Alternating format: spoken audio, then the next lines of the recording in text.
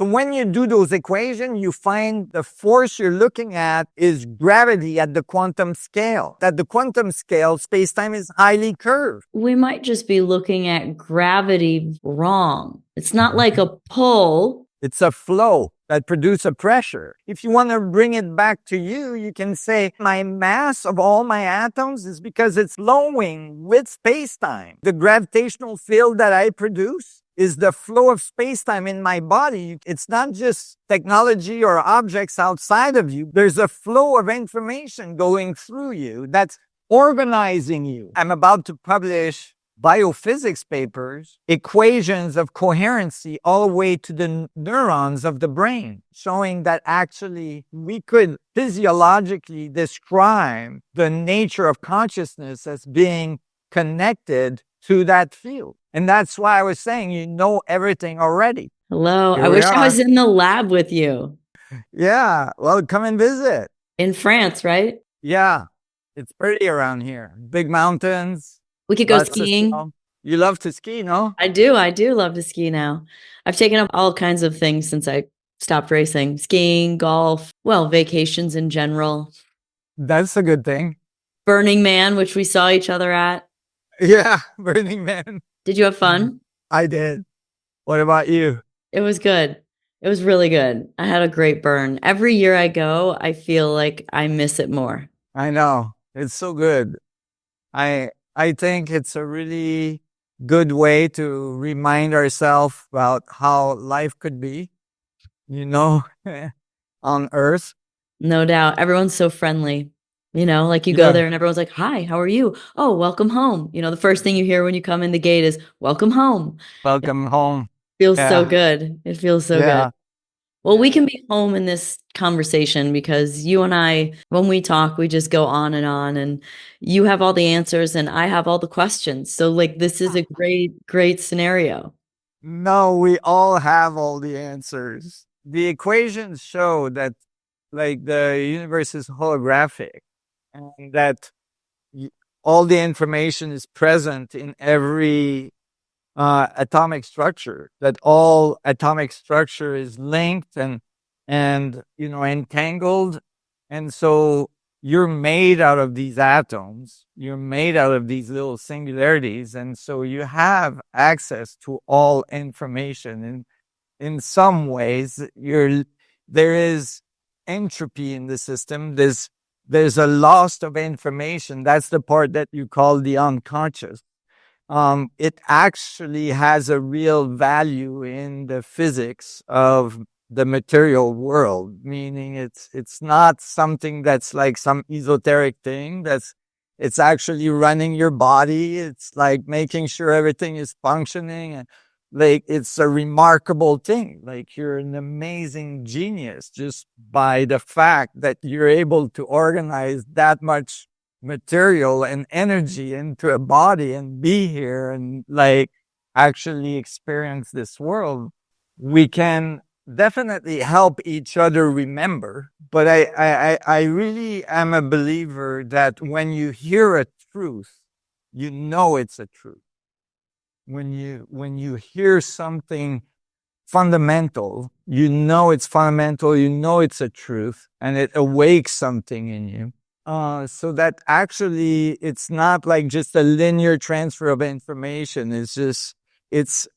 You're receiving information from another source than the linear relationship that, when we're talking. So you're saying there's a third point of contact? Is that what you mean by that?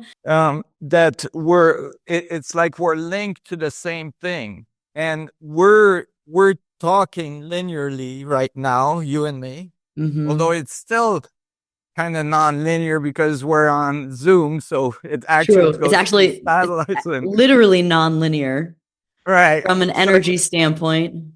Yeah, we're connected to the same thing even in the physical world, right? We're connecting to servers and satellites. You could think of as this other source as another thing you're linked in. We linearly, in our relationship, meaning in our direct relationship, we help each other remember things.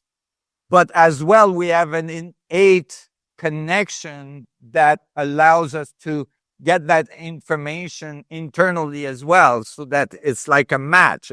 It's like a resonance match. It can recognize, things that are true, that are, or at least closer to the truth. When I was talking to Robert Gilbert, we were talking about how you sort of information arrives and how you get information, and that in another dimension or another existence where you do exist, that you get information here at times in what he called a pack thought form. So we're talking about this sort of linear, like, time it takes to get something, but in another dimension you get it as a pack thought form, adding to your argument that it's all available and it's all right there and we're all connected. Sometimes you get this sort of block of information that didn't necessarily take you seeing it, feeling it, hearing it, knowing it on your own. It just arrives, and all of a sudden you have this, in a second you get a new whole concept or idea. And he called it a pack thought form. And I was like, yes, that's exactly how it feels, right? Yes. That's a good language for it. And yeah, like a quanta of information. Right. And you don't have to labor over this linear sort of discussion we're having. It's as if this whole discussion would be able to be downloaded into someone's mind instantaneously in a second, the whole conversation. And that is just, like, I thought, a great way to describe what's available to us that we don't always know. So I agree with you that we all know it all, but we just can't tune into it or figure out how to get there. So, like, no, we can. How do we do that? Do. But we do. Right, but it's hard.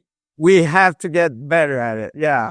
How? I mean, how do you do it? And how often does it happen for you?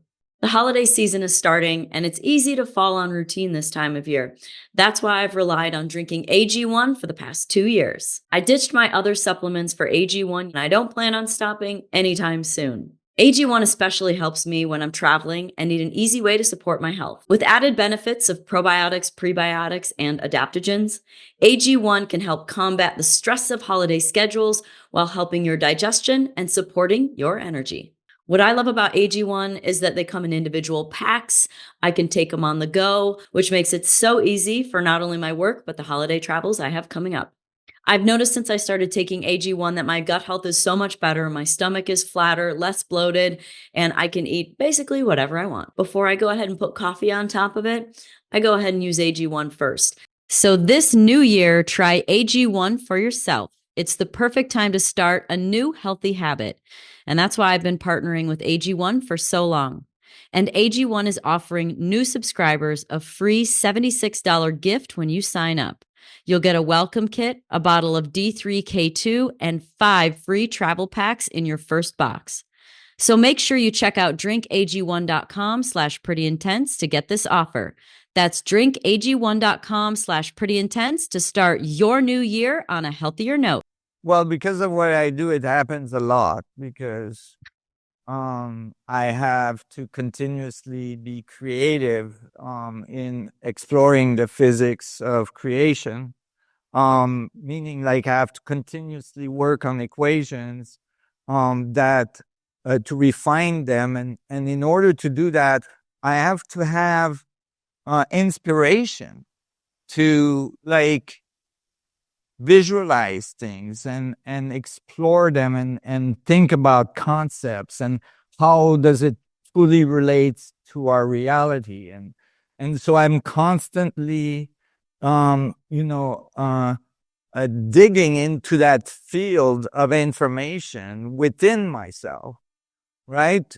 People call that instinct or, gut feeling, or, they have many words for it, but really, it has to do with, intuition is a really important thing in physics. And many physicists That's controversial. Yeah, but it's not so controversial. I mean, it was described by Einstein. It was described by Heisenberg. It was described by, Planck. It was described by some of the greatest physicists in the world. It's only controversial because it's being bred out of the educational system. So physicists today in general, don't trust their intuition very well. They believe that if they keep writing physics, actually, if they keep writing mathematics, that they will understand the universe, and that can lead them astray because actually mathematics is secondary to uh, knowing, meaning that you have to have a fundamental concept of the physics you're trying to describe, and then you use the mathematics to describe it. And if the mathematics add up, you know you've found something, good. Yeah. If they don't, then you keep working it, but it comes from an idea, right? The mathematics can inform you if your idea is precise or if it needs some more work, or if you thought it was like that, but it's actually a little bit more like this, right? Kind of deal. But it can't tell you what the universe is. And we've talked about this before where there's an intuition. You see something, whether it's, look, even the Bible talks about visions of things and coming in their sleep. And like, this is intuition. This is the quantum talking to you. Right. And not so to the be a math is then what cliche. you do to prove it, essentially. That's right. Not to be a cliche, but Einstein did say, imagination is more important than facts. The reason he said that is to make a distinction between the exploration of physics and the mathematical constructs that we built. The mathematical constructs that we built are important to back up the ideas. Sure. But the idea got to come from inside you. It's got to come from, or at least an exploration. Is the math that important? I don't know. That just dawned on me. When you get an idea that's correct, typically you recognize it, as I was saying. Right. And so why do you need the math? Because you're going to build technology on this idea. You're going to go out and you're going to say, okay, now I can extract energy from the structure of space-time because I figured out how it works and how gravity works. And now I can control gravity.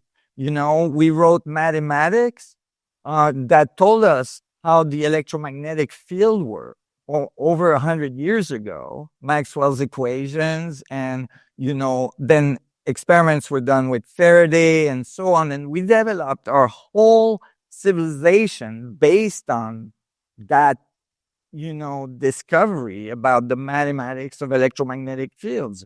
And all of our device work with this mathematics. And we use these mathematics to engineer devices. When we find more deep levels of concepts of the structure of creation, like understanding the forces better, understanding the material world better, all this leads, theoretically, leads to technological developments that can transform your civilization, like most fundamentally, at the most profound level. And every time, so all of a sudden, let's say you figure out how gravity works really well. Not only did you figure it out, but you find that it's related to the electromagnetic fields, which we can control, right? Because we have those equations.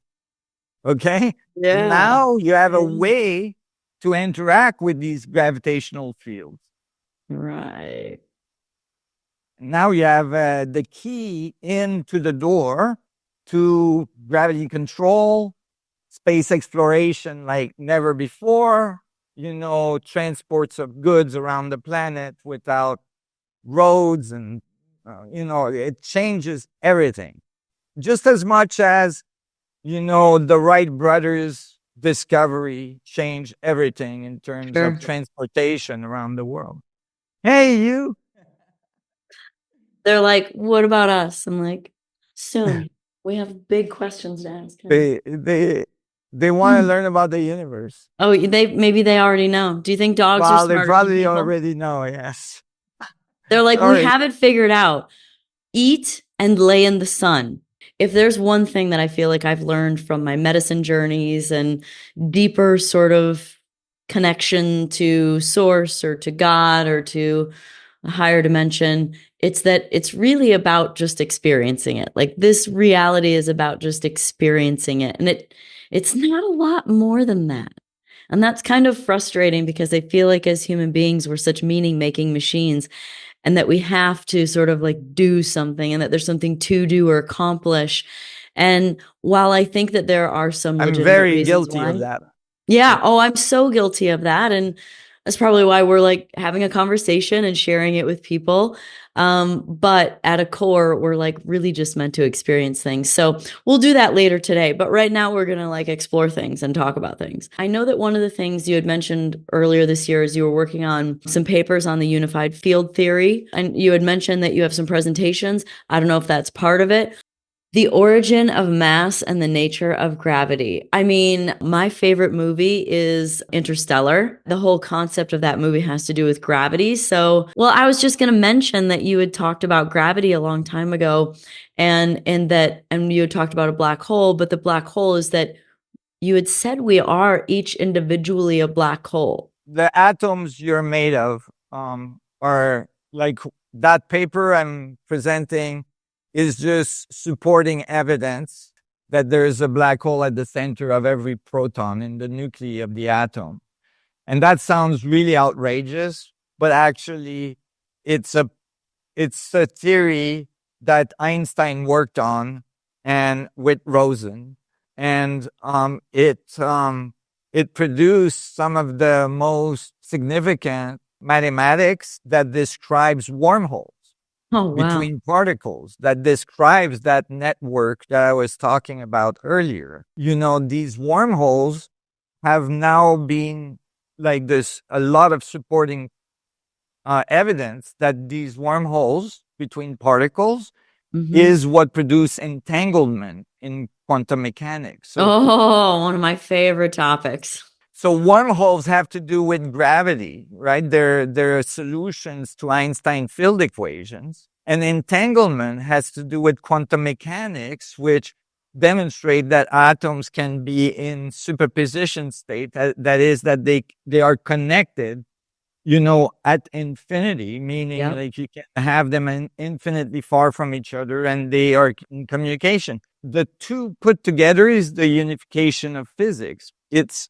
in the mainstream described as ER equals EPR, and I'm not going to go into too many details there, but ER stands for Einstein-Rosen, and Mm-hmm. that's the Einstein-Rosen bridges, which is the wormholes. And the other side is Einstein-Podolsky Rosen, and that's the entanglement. The work I wrote put the two together, but formally. That is, ER equals EPR is known informally. It's not a complete theory. It's from the top physicists in this world, though. It's like very well-known physicists. But it's more of an idea than a full theory. This finishes the job. Okay. Yeah. That's so And, exciting. you know, people don't realize that we don't necessarily know the source of mass. The source of mass is not something we know in physics. It's not fully described on the quantum side, meaning When you say source of mass, are you saying like where it came from? like what is the mechanism that Yeah. produced mass in the universe? Yeah. We have this concept of mass. It's a word we use. We know it's equivalent to energy, right? Because of E equals mc squared because of Yeah. Einstein, right? But we don't know how it makes the mass of matter that we see. We have Right. concepts, but they're not complete. This completes the picture. It's in pre-published state, so I should say that. Like, so it's undergoing peer review in very good journals. So it's almost been a year now that it's in pre-published state. There's been 60,000 downloads. So we're clear that's very rare for a physics paper to have that many downloads. We've not received any return that there is mathematical error. So actually, we receive return from very well rated physicists in this particular field of 0 point energy. I'd like to give you a little course on quantum mechanics. I would love that. Go for it. Quantum theory really started with Max Planck. What he was commissioned to do was to make a better light bulb. So he was trying to make a better light bulb. And to do that, he had to solve equations that are thermodynamic equations. Like, the little filament in the light bulb was heating up and outputting photons, right? So, but he didn't have photons at the time. It was just the electromagnetic field, right? His field was coming off that was emitting light, right? And he was trying to figure out the thermodynamics of the filament so he could make better ones so that they don't burn out. And he knew already that there was a problem in the thermodynamic physics of the time, that it predicted that the little filament was going to emit all kinds of frequencies, right, at different temperatures. So hotter it got, more higher the frequency. And then it would get into the ultraviolet, and the equation would say that it would emit infinite amount of ultraviolet. It was called the ultraviolet catastrophe. And in the laboratory, they weren't measuring an infinite amount of ultraviolet, right? So they knew there was something wrong with the theory. Planck got on it and said, okay, what do I have to do to the equation so that it works, right? To match the experiment. He had to add this little constant value that's called h bar. Omega beside it is like the thing has a pulsation. It's the pulsation. It's describing an oscillator that's producing heat, that's emitting electromagnetic fields. Wait, we're looking at the equation on the bottom. The H bar, is that the HW? Yeah, exactly. The omega is the, W. And H bar is the Planck's constant. It was called that at this point. And so Planck didn't really like his equation because he felt like he was putting a fudge factor in there. And it predicted something weird, is that the electromagnetic field that was being emitted in packets, in quantas, in quantities. Oh, and like clumps? So in clumps, yes, exactly, clumps of information. Mm-hmm. He thought it was weird, but it gave the correct answer. It was adopted. The problem is that typically when an oscillator is taught in schools today, when you're learning quantum mechanics, the first thing they teach you is about an oscillator, and they typically give you a spring on a weight that's oscillating back and forth. Okay. As a visual. That's not really what the universe is doing. The universe is not making a spring and, oscillating it. So there's that's like nobody a 2D. Up there going like it's this. showing you 2D. Yes, 1D. 1D. Yeah. When we know that, like, it's mathematically, equivalent to a sphere spinning, right? With the period, right? But it gives the wrong visual to all of the students. So it's really kind of a problem, because it's really important to keep the mechanics of what you're describing in your head correct. If you have a model that is mathematically equivalent but mechanically incorrect, then you can be led astray. Mm-hmm. So I'll give you an example. Like when we had a geocentric solar system, right? We could predict the position of planets with 99.98% accuracy. But we had the Earth in the middle, and the solar system looked like a bad hair day. to be able to like do these predictions, like their path through space had all kinds of spin and geometry and all this, which is all true if you're observing from the Earth, but the center of the solar system is the sun, right? So it's from that frame of perspective, then the solar system is this very orderly thing with orbitals, and then you can, be much more precise. So it's really important to get the right visuals, right? Yeah. You can have the mathematics tells you both are correct, but if you don't have the right mechanics, then that's an issue. Sure. Well, that helps the intuition. It helps the visualization. It helps the logic to try and connect the dots on things. Exactly. So now you're thinking about a sphere that's spinning, a little oscillator, a little atom, a little proton, the nuclei of an atom, or, a particle that's oscillating. And this is what Einstein thought of. He said, those could be like little packets of energy that is knocking the electrons off in the photoelectric effect. And he wrote a paper on that and called them photons. And that's how we got photons, particles of light.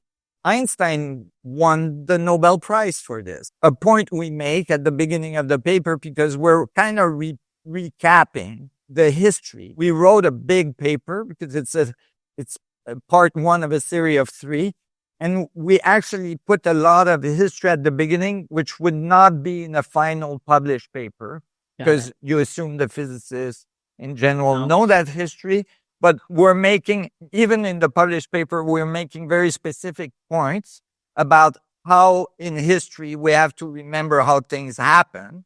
And so when you look at this H bar equation, well, it's describing an orbital, something that's spinning. The H is considered a quanta of energy that's resulting from an angular momentum, a little spin. You can imagine little spinner things, the oscillators, that are oscillating and like spinning. You can find that this little energy can be quantified in terms of energy, right? So E equals H bar omega is like the energy of the little system. But that has not been put together with E equals mc squared, which is telling you about the energy of matter. So are they meant to correlate? Like this is what you're saying about an equation then connects to another equation. And then, so do they connect? Yeah, exactly.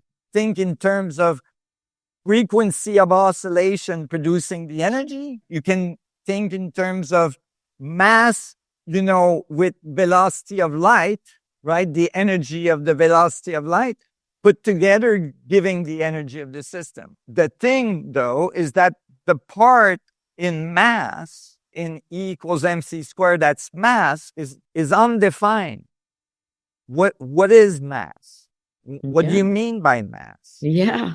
And what do you mean by the speed of light? Meaning we know the speed of light is the speed of light because we measure it. But right, why is it the speed? Yeah. Yeah. I mean, from your own experience very well that when you press on the gas and put more energy in the system, it goes faster, right? Yeah. You like speed too. You know what it's all about. Yes. Yeah, I do. I like speed. I know. Gets me in trouble. Yes, this is the same thing. So when you put energy in a system, right, there's frequency change, right, and more packets involved. You see? And so you can start to see a little bit the relationship, but then there's something really not good that happened. Planck was trying to solve this equation. Actually, it was a really good thing. They just didn't know what to do with it. And so when he explored his equation a little bit more, he published this later on, he, was trying to figure out the internal energy of the oscillator. Okay. Right? The energy of the whole thing, like the internal energy of the oscillator, then using the same equation, what he found is that there was a problem. So he had replaced one infinity, which was the, ultraviolet catastrophe, with another. When he calculated that term for the internal energy of the oscillator, he had an extra term that's the little inside the circle, the 1/2 h bar omega. That was an extra to his equation. That meant, remember, at certain Kelvin, it's certain amount of photons, frequency of energy that's being emitted. He found that part meant that, like, if you went to 0 Kelvin, right? If you went to like absolute zero, does that mean right? no motion? Does that mean no movement, no energy created? That's exactly what it should say, that there's no movement, there is no motion, there's nothing, there's no thermal agitation. The thing should be dead. The oscillator is dead like a doorknob. It's totally frozen. It's like worse than Alaska, it's like really bad. Well, the equation says that there's actually an infinite amount of energy there. Oh, shit. What does that mean? That's why it's called 0-point energy. And that's why he called it that way. At 0 Kelvin, there's still a lot of energy, infinite amount, in fact, according to the equation. Now, the equation is the basis of quantum mechanics, and we know it's correct, and we've measured these things left and right in all directions, very, very truly. And we have precisions, that range in the 10 to the minus 10, that is 10 number after the period, and so on. So we know it's correct. We can't get rid of this 0-point energy. That is, although it was ignored, you actually mathematically, rigorously cannot get rid of it. You can't say it's not there. It's there's no such thing. There's no such thing as nothing. There's no such thing as nothing. There's always something. There's always oscillation. And actually, there's so much oscillation as you get into the finer and finer, nearly, of the frequencies, you have infinite amount of information. You have infinite amount of energy. You're getting closer to the source, closer to the original energy. That's right. So it's like he had found God. But he didn't know. You would think that right away they would think, oh my God, we found this energy source of everything, right? It's called the ground state of the equation, meaning it's supposed to, like, everything that emerged from that is like the residual of that energy. And the reason why it's called the ground state is because what they did is they said, okay, but we're going to say that all the frequencies cancel out to zero. Do you agree with that? Well, it's a big problem because now you have an oscillator that doesn't have a source. That can't be. It violates laws of conservation of energy, if you'd like.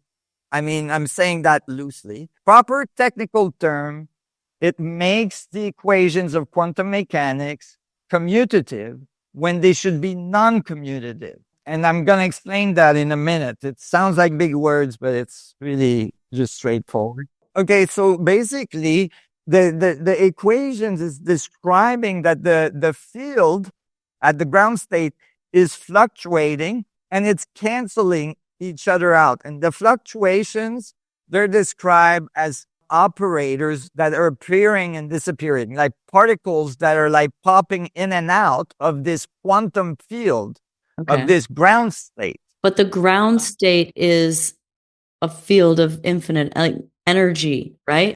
But it's not telling you what kind of energy but just that there's potential energy.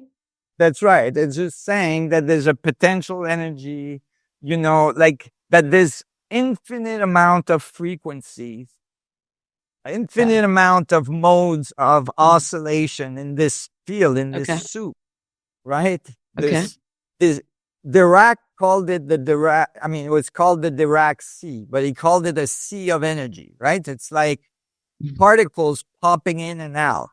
And they assumed that you could just set it to zero to make it the ground state by just assuming that all frequency cancels out. That's a stretch. What happens is that if you do that, you set the field to zero, you end up with an oscillator that doesn't have a source of energy. So you know, if you go back to the spring, when the oscillator is going up and down, is because somebody is doing this with the spring, right? You stop doing that, then the spring stops. Right, because it's a stop. It's actually an up, stop, down, stop, up. Like that has to be manual. That's right. And so if you remove that, if you remove the hand that's going up and down, if you remove the energy, the source energy of the oscillator, it will stop oscillating. Yeah. It's called self-interaction. And then the whole thing is going to collapse, right? The electron would lose all its energy and collapse on the proton, and the whole thing goes sideways. When you look at the ground state, right? Basically what we kept is only what's being emitted, the little, like we ignored the infinite energy source of the oscillator. Okay. Right? And it is because it has an infinite or near infinite energy source that protons are completely stable. The nuclei of atoms don't do anything. They don't go anywhere. They just keep on oscillating, and they're in like some kind of like perfect state of equilibrium. They don't decay. They don't do anything. Since the beginning of the universe that we can, as far as we can see, the protons don't do anything. The nuclei of the atom can decay into protons, neutrons, and stuff like that. But, but the proton themselves and neutron, as soon as it's ejected from a nuclei, becomes a proton. So in general, I can just say proton, and the protons just don't go anywhere. And so because they are fed by an infinite source of energy, they're fed by that 0 point energy, and that's been missed because they set the field to zero. They set it to no energy. So now you don't have a source of energy for your atom. You don't have a source of gravity for your atom. Now you gotta write. So this happens in physics all the time. I'm sorry, I get excited about this stuff. It happens in physics all the time, is that we extrapolate to a conceptual notion of physics and remove the mechanical requirements for that conceptual notion, especially in quantum mechanics, that's common. And so now we have an oscillator that doesn't have a source of energy. According to them, well, according to their math, saying that there's nothing. They're saying everything cancels out at zero. But it's not, it's infinite. And it's also not moving mechanically in the way that they're describing it. Right. That's correct. Yeah, exactly. But as well, the math might is correct to describe the oscillator. It's not connected to reality anymore because it doesn't have a source of energy. It's just hanging in mid-space. So you're getting the right math to describe the oscillation and all this stuff. And you can say, wow, it works well and it's precise and all this stuff. But when you look like what is mass, what is the gravitational field of this thing and how does it work? How does gravity work at that level? Now you're missing big pieces because you don't have a source of energy. Okay. So where is it? How do we make this make sense? What in this slide, I know it looks a little difficult, but basically in the big circle there, that's the part where it cannot equals to zero. When you put the 0 point back, right, you find that the equations are non-commutative, which is what you want, right? In quantum mechanics, it has to be that way. We know that.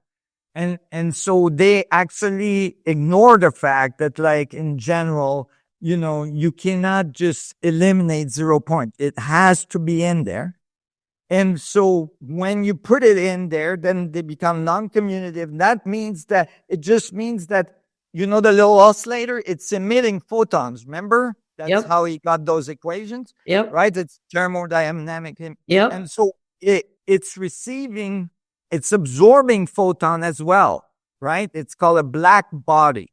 That's how the equation is written. So it's like how if you have like black jeans, they heat up a lot more than if you have white ones, right? And so it's absorbing photons and getting hot, right? You can think of it as this little oscillator is absorbing photon and emitting photon, right? Okay. And so that it cannot be that total is 0 because you have mechanical dampening, that's in the system. It has to have the energy to make it continue to oscillate. Right. Just like your race car, it needs to continue to have some kind of motor producing energy for the wheels to keep spinning, right? But you're an oscillator, right?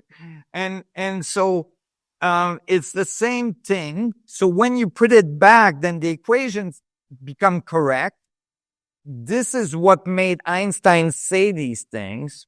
And Wheeler, in here you can see that, like, Einstein tells us physical objects are not in space, but these objects are spatially extended, right? Meaning it's the 0 point energy or this fundamental energy that's in the space extending itself. Now, we think linearly when we think extending, but think like spinners. It's making vortices, okay, that clump together, and it's like the space is becoming a solid, right? Like a phase transition, right? Like it's a more solid, it's a more organized part of the 0 point energy. Right? And that's not Einstein. That's what I write in this paper, right? So that there's parts that are organized. There's parts like chaotic that are canceling out. And you call that space. But where it doesn't all cancel out, it's matter. That objects are spatially extended in this way, the concept empty space loses its meaning, right? So said, like, there's no such thing, right? This is one of the greatest thinker, and he didn't say this based on only intuition. He said this because of 0 point energy. But people think, like, I talk about this, and they don't realize what I'm talking about is their own existence as well, because you're made out of matter. So how many times do you think of yourself as an extension of space? Yeah. I mean, only when Joe Dispenza makes you do it in a meditation. It's a really good thing to realize that space is not like nothing, but actually it's something. So what then creates the levels of density of matter? But basically, so we wrote equations that are very commonly used, actually, in both quantum mechanics and classical equations, and that electromagnetic equations that basically say, okay, well, this fluctuation, this electromagnetic fluctuation of the 0 point, how many of the wave actually cancel out if you integrate across all modes? If you take all frequencies to infinity, right, and you put them together and say, how many actually cancel out? Is there, if I confine, right, a region. So if I confine a region, I say, this is the vortex I'm looking at, right? And I say, okay, so then there can't be any wavelengths longer than this one. And then I can go infinitely small, right? All the way down to the Planck scale, which is trillions and trillions and trillions of times smaller than the atom, which is a fundamental scale in physics. If I do those things, then I can calculate the energy of all the waves that cancels out and all the waves that don't, right? And so look at this equation on this slide. Basically, the green little, arrow is an electromagnetic wave going that way. And the blue arrow is an electromagnetic wave going the other way. And the red is the resulting energy of the system. Is it from those waves interfering? Yeah, exactly. How there's waves that are going to build energy and there's waves that are going to cancel energy, right? And the phase between the waves is going to decide how much energy is created and how much energy is canceled. The phase between the two waves, right? As they meet. Mm-hmm. And so you can write. So what's the graph at the bottom right? That's the interference result, essentially? Yeah, exactly. So, when the waves, the green and the blue are exactly in phase, you have almost infinite amount of energy produced. Infinite amount of energy, right? So if they're exactly in phase, right? So the red should go to infinity. I cut it before infinity because I wanted to be able to show what it looks like. But basically, right, it should, when it's in phase, it goes to infinity. And if it's completely out of phase, it goes to zero, right? There's no energy because, the waves are completely canceling each other out. You know what I look at when I see this? Because I look at things in a correlated fractal parallel way. This looks like a relationship. When you're in phase, your potential is infinite. When you don't get along, it's nothing. It's not, yeah, it's nothing, or it's actually really bad. You're losing energy. Yeah, exactly. You can use these equations, and I'd like to say that I'm suspecting that the universe is never in 100% phase or 100% out of phase. There's always a phase relationship. There's always a distance, and between the two crests of the waves, because that's how matter is made. It's that distance.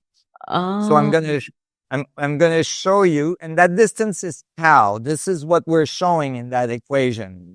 That the tau you see in the equation. So you see, remember, one side of the equation is the wave that's going right, and the other side is the wave that's going left, right? Mm-hmm. And they're added together to produce the total energy. And in these terms, you have to put the phase that you're trying to calculate the energy for.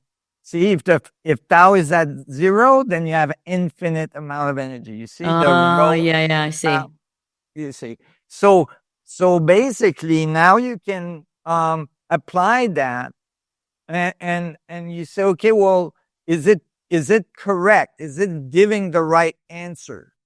Right?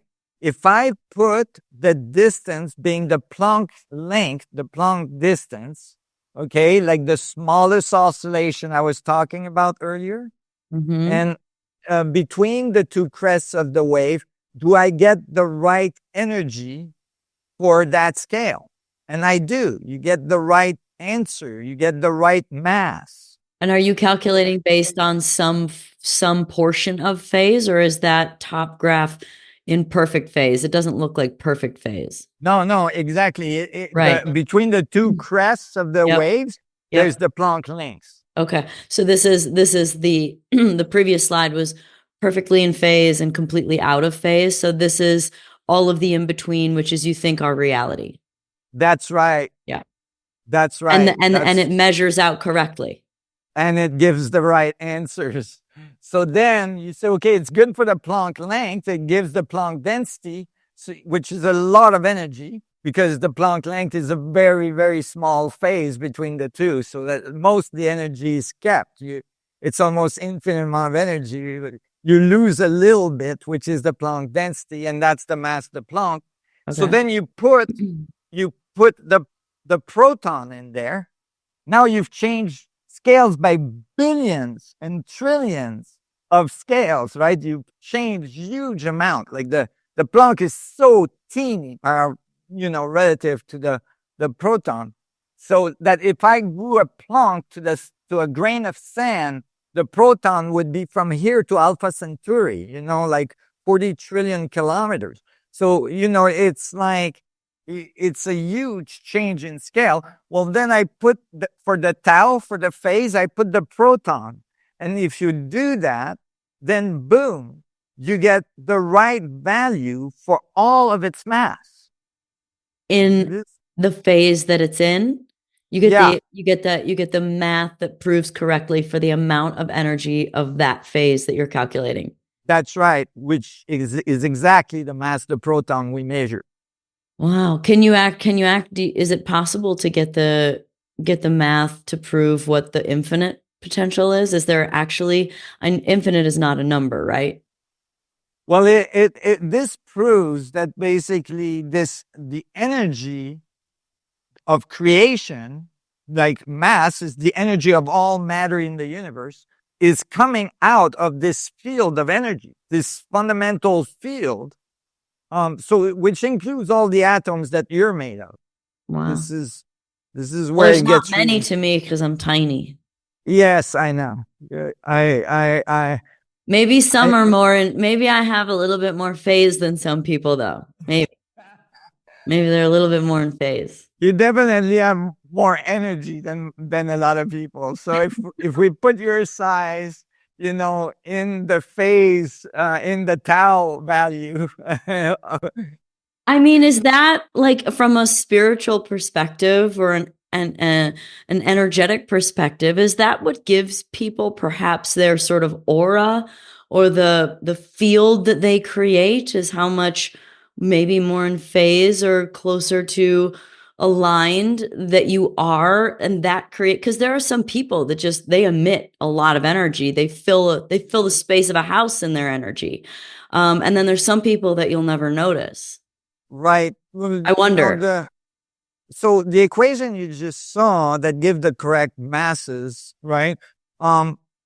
They are equations that are described in textbooks as equations that describe the coherent state of a field. Okay. So it's a state of coherency. How much coherent behaviors are occurring in that space that produce energy, right? More this is coherent, more it's in phase, more energy, right? Less coherent, more out of phase, more chaotic, less energy, and more, chaotic behavior, so less coherent. So can you go backwards from the energy emitted and get the phase graph essentially? I'm lacking the big words that are you have, That's really but good. can you reverse can you, instead of looking at the phase to prove the energy, can you do an analysis on the energy and get the phase? Okay, there's a few things. I know you're not talking in terms of engineering, but you're a good engineer. You've made cars, no? No, Yeah. someone else did that. Oh, yeah. Well, you understand how they work. Yeah. Yeah. So, think of it's like you figured out that gasoline can bang, right? And now you're going to make the device that's going to use that bang. You call it a motor. Okay, yeah. And you have to test those out. I mean, you don't just build the perfect motor off the bat. You go, this is our guess, and then that one blew up. Okay, let's reduce this, let's increase that. And you find sort of the balance. So essentially it's sort of like some testing that goes just like you would test out these equations to figure it out. You're kind of continuing to back things into each other. Exactly. And, and And every time you test out and it blows up, you go back to the blackboard and you go, okay, let me run the equations precisely, whatever, like, and then you get a better idea of what mechanically you missed. And then eventually you tune it in and then it's good, right? So what can we do with this? What this theory proving true and the discovery that you've made, what do you hope to do with it? What can humanity do with it? Okay, well, remember, those are electromagnetic fields, right? That are interacting these waves, right? It's a field, electromagnetic field, right? Remember the equations of Max Planck. So you can see, because we can control electromagnetic fields, we know how to control them. And if we understand well how mass or energy is created, what do we have to do to this field of energy for it to like create energy, to emit energy like it does in atomic structures? Well, instead of using the atoms to make the energy, we can tap directly into it.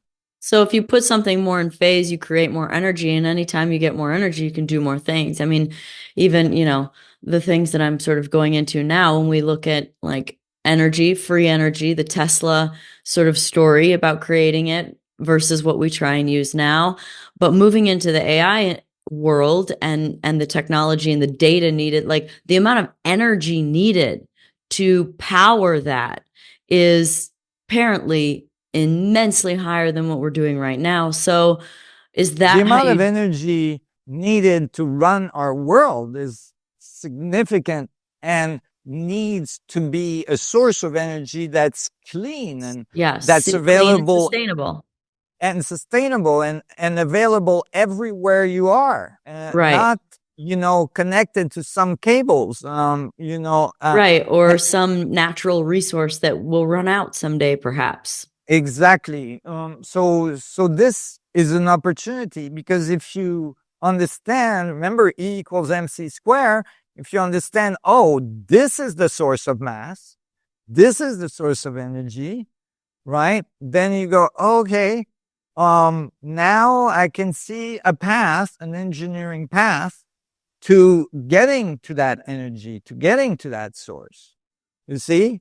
But if you don't know, then it's not clear. Right. So is this where, because like we also share a deep love of ancient civilizations, and is this where maybe in ancient times they used frequency to give them the power, the strength, the ability to move megalithic stones, to build what they did, to carve what they did? Like, is this maybe where, like, some of the technology that they maybe had to be able to do those things because they were able to create more energy?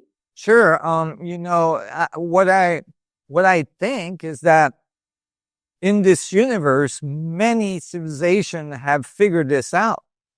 And when you look at the history of humanity, it's just not a nice, pretty, smooth, linear evolution from the monkey to us. It just isn't. There's all sorts of anomalies on our planet, as you know. And like, as like we alien adjusted DNA. I'll say it so you don't have to. Like leaps in our ability to be able to do things like speak and read and write and things like that, there's these things. And then as well, there is, physical evidence all around our planet that there's been some kind of civilization prior to us that left monuments and things that are very enigmatic, that are not easily explained. And I'm talking in terms of pure physics. It's like, no, like you cannot move 1,000 ton of material across the desert, over mountains. Like, I don't care how many slaves you got. It doesn't happen. Like, we can't do that today. Like, forget. Why haven't they actually done that? They should literally try and get logs, ropes, and people and see what they can actually do. I know they've done it with machinery to try and see, oh, we can't pick it up, our forklift tips over. but I'd be so curious to see what would happen when they tried to roll 100-ton stone over tree logs with ropes and then In the up, sand. uphill, yeah, in the sand, and then uphill up a slope to build a pyramid. Like, seriously, it's Yeah, insulting our intelligence. or yes, or over a mountain range, like in Peru. It's so ridiculous to think that these stones would be put on ships or pulled on logs or, pulled up into position on a pyramid. It's just ludicrous. So I mean, based on the math and the equations and the discoveries that you've made, I mean, is this the correlation? Is this something? I certainly could imagine that, like, a civilization after discovering. I mean, if we go further in the presentation, we can see the rest, but I can just talk about it as well. But you can imagine that, because this discovery I just talked about the mass of the proton involves gravity, meaning that, like, when you continue with the equation, I would show you in the presentation, when you continue in the equation, you realize that actually gravity is just the pressure of this field on the surface of the thing that the little proton. The best sort of like visual example I've been given, right, is sort of like it's like essentially a soft fabric surface, and you put a different weight of a ball on it, and it sort of shows like how much it sinks, and that's an analogy for the gravity. But is that even a good visual example of what's really going on? Because that looks like stuff bends into it, but maybe that's not even what you're talking about. Well, it's close. That's the typical example. Usually they talk as well about trampolines, and right. If you put a big weight on it, then it curves the trampoline and the other ball would, like, roll towards it. That's Einstein field equation. We were just doing quantum mechanics, right? But Einstein field equation doesn't agree with quantum mechanics because Einstein field equation in this formalism is written as a smooth surface that's curving like that, that's producing gravity. And why is it the wrong visual? Because let me try to make this more clear.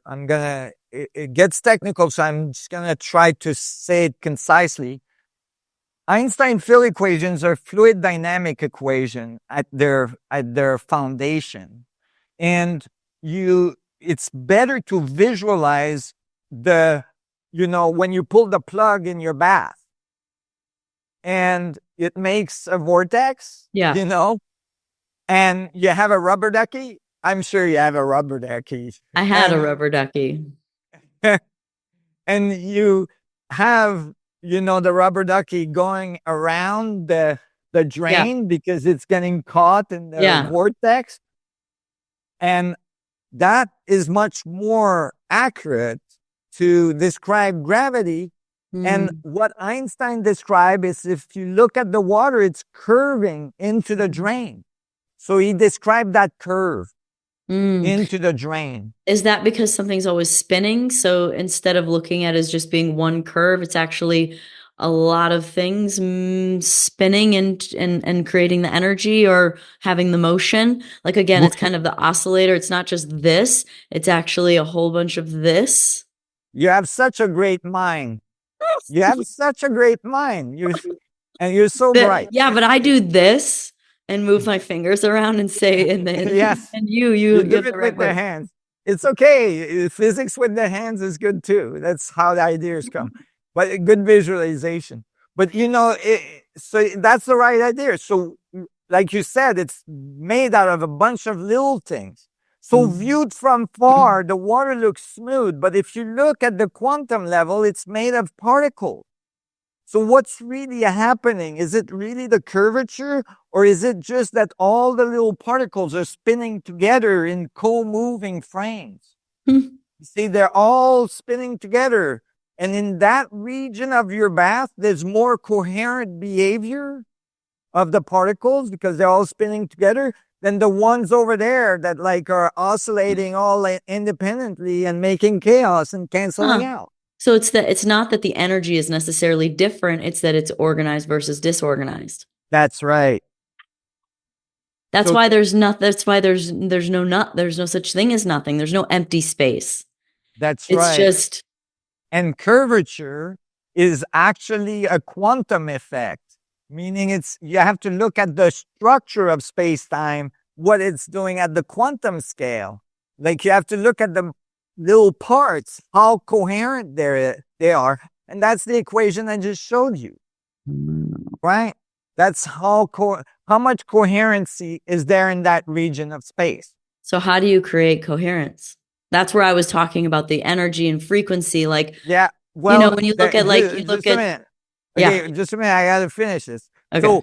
So now you have the water is flowing. It's creating there's a pressure change in the drain, right? There's air coming out, water going in. There's a change in pressure, right? When you calculate the change in pressure in those equations, right? We got the mass. Now we calculate how much pressure, right, is different between the inside and the outside. Right. We get exactly the value we measure as the color force. That is the fundamental force of the nuclei of the atom that's holding the nuclei together. Without that force, there would be no atoms. Right? And does that force change depending on the amount of the equation of sort of like, in that example, the vacuum effect of it? That's what I mean. Changes? You're so smart. That's exactly it. It does change. It changes depending on how much small you look. Meaning, remember when you put the Planck length, then it's really, really high energy. But when you look at more global, like at the proton scale, then there's less energy. It drops in energy. And so there's only one force, right? Meaning so when you do those equations, you find very rapidly that actually the force you're looking at is gravity at the quantum scale. You see? Because it's literally that at the quantum scale, space-time is highly curved, right? There's a lot of energy. Oh, we might just be looking at gravity visually wrong. It's not like a pull. It's an energy organization. It's a flow. It's a flow. That produces a pressure. What do you do with that? That's how you control it. Yeah, exactly.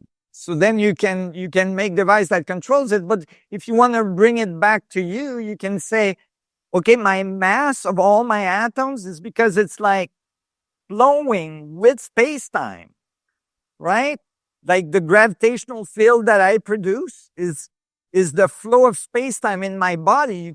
It's not just technology or objects outside of you, but there's a flow of information going through you that's organizing you, right? I feel like if when you're in coherence or alignment with yourself and doing the things that are true to you and authentic, and you're speaking it and you're doing it, like I've experienced this in its own unique way very recently, like everything goes faster. The way that the universe delivers more of that and bigger things, it's like, it's wild how quick things go when you get into alignment. So maybe that coherence is actually sort of getting into that higher potential energy that I know, like, I think there was also another equation that had to do with kinetic energy, but potential and kinetic. But yeah, then you can go use it. You do it. Yeah.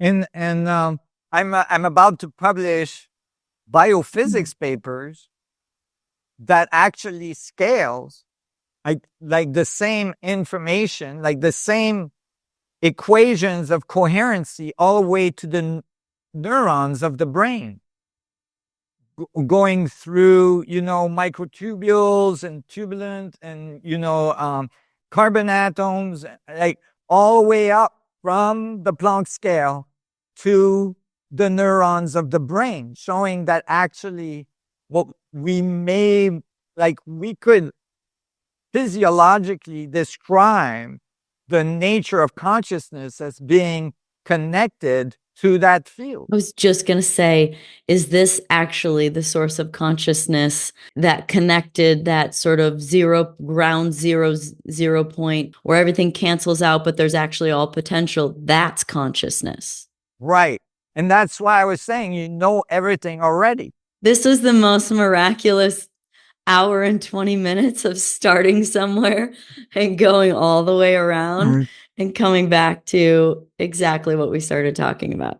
It's really profound when applied to your understanding of reality, but not just outside yourself, your understanding of reality inside yourself, like what you call consciousness, and how it interacts with the field, and what you are doing when you actually, putting an intent in the field, or when you're, like there's all kinds of like philosophical and spiritual, like all of a sudden interpretation that are very profound, that includes as well, like what happens when you die. And, like all these things all of a sudden may have a way to be literally, formally described mathematically, because you have the source of energy that's making shit happen. Sorry for the word, but like, oh, that's so good. It's so true.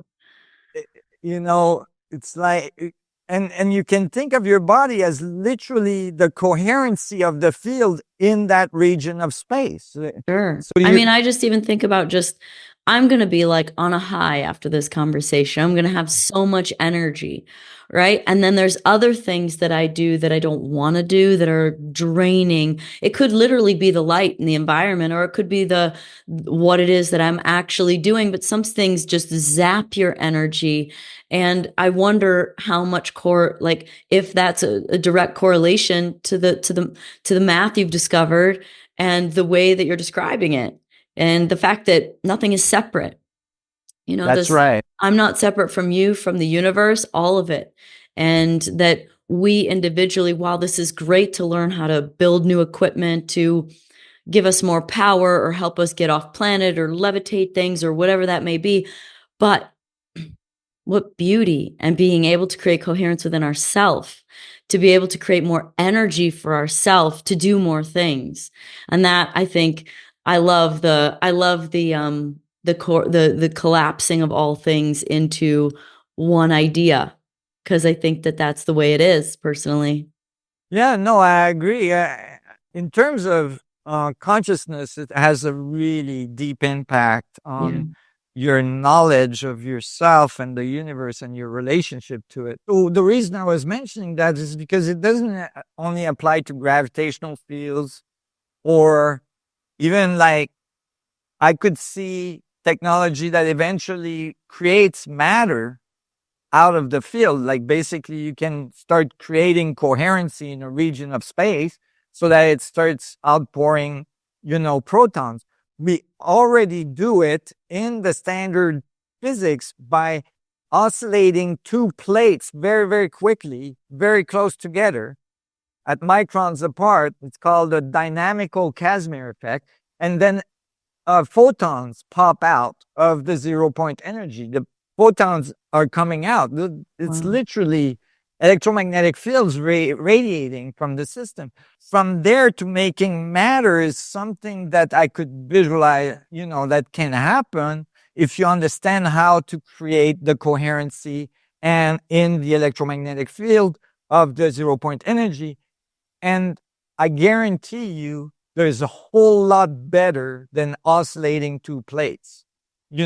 Oscillating two plates is just to prove that the principle is there. Works. But, there's just better way to create a gradient than 0 point energy. Right. I know that takes money. It takes time as you sit in your lab. I've gotten more into politics, so I don't know if you think Elon could help. Maybe someday I'll meet him and, you guys I would love that. Change the world. Yeah, I would love that. It's been very difficult in history to get this type of research funded for various reason. This, what I'm talking about, was never given in such details in physics, okay? But many people, including Tesla, had these concepts already, that there was a fundamental field. He called it the ether. I mean, that came from James Clerk Maxwell when he wrote the Maxwell's equations. There was always this field of energy present in physics. It's just a changed name. Yeah.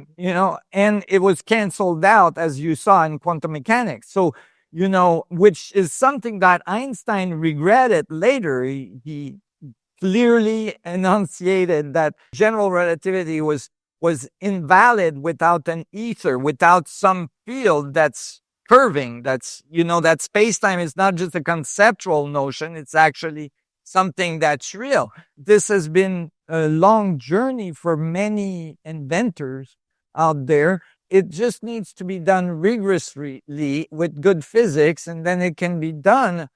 However, it has to be funded. It has to be helped along. And that's extremely rare because the funders have to be visionaries. They have to understand that they're not going to be able to turn around and get the mainstream to tell them, oh yeah, that's really good, go for it. It's just not going to happen because the mainstream is on a completely other vector, trying to understand where mass comes from and building huge accelerators like the one down the road from me, to test those theories, but not getting to the source of things. And so, it would be nice if a little bit of that funding came my way, or at least the way of this type of investigation. Well, let's get the Because word out there and do everything we can for you to get that funding. You're so brilliant. You're a great educator because I'm going to tell you, as you know, I have a GED. Math was never my thing, but you just helped me visually be able to get a pathway to actually have a conversation with you about it. So you're amazing. Yeah, you understand quantum mechanics. I mean, the foundation of quantum mechanics now. Very good. Yeah. Thank you. And I just want to say, it's really important for people to know as well that it's not because you can, describe it in terms of consciousness or evolution or transformation or, coherent behaviors and all this, that it doesn't have rigor. It can have rigor at the same time, and that's where it's really powerful because then you understand the mechanics. So like, for instance, tonight when you go to bed, you can like close your eyes and, kind of visualize and feel the pressure gradient going through the atomic structure of your body and like spinning everything into coherency and, spinning your existence together, which is something that in standard physics is not well understood. Like, how is it that like chaotic universe would produce coherent behaviors like microbes or biological entities like a human, which is like 100 trillion cells or 50 to 100 trillion cells, and that each one are made of 100 trillion atoms. This is an incredibly complex thing you're made of. And it turns out it's like all little vortices of this fundamental field expressing itself in a region of space, like an extension of space. And so I personally get a lot out of trying to feel the space around me, like feel it, not just. And then when I start to feel it, like for instance, if I go in nature, for me, if I go in nature, this is why I like skiing, climbing, mountaineering, all this stuff, like, is because when I'm there, it's almost palpable in nature, the feel, the interaction between things, like you look at all the relationships that are happening in the dirt and in the trees and in the bugs and all this like incredible and the field that connects all that. And then when I get that sense, I get usually like chills, I get like really, and then I feel like a connection, a belonging to the rest of the universe, that then I can go inside and then start to visualize or feel the energy of the space at that level, because it's not just outside of me. The atoms I'm made of are 99.9999999% space. That's a lot of space, and we just learned that space is not empty. It's full of energy, right? It's actually feeding those things you're calling atoms, right? Which are basically hardened space, like space in a certain state that it feels solid, right? That's right. And so then you start to get the feel of your existence being something more extended than just the material existence. That like the information you are is part of a field that extends, towards infinity. And deeper you go inside, farther, more connected you feel with this thing. Oh, yeah. That's right. Yeah. And so that makes sense. Yeah. It just happens that all the masters that have walked the earth have been trying to tell people, like, check inside for a while. Kind of a nice place. Don't make too much sense, Nassim. People don't always like that much common sense, okay? They don't, doing the work yourself is always so much harder. But it always boils down to it's an inside job. Real change is an inside job, and it's also a real education too. Yeah, I love the way you think. Thank you so much. You're amazing. Oh, it's my pleasure. Enjoy your sleep. I know that this Yes. stuff gives you energy, but it is late in France, so Right. thank you. I appreciate, and I hope to continue the adventure in like the papers we're about to release as well. More explicit information, and some of this explicit information, I think you will be really happy to hear about. Like to actually put some nice meat and on the bones of what I just showed you. When you're ready to share that, let me know. Okay. Absolutely. Thanks everybody for listening to the Pretty Intense podcast today. I hope you enjoyed it. If you like what you heard today and you want to hear more, please click on the subscribe button.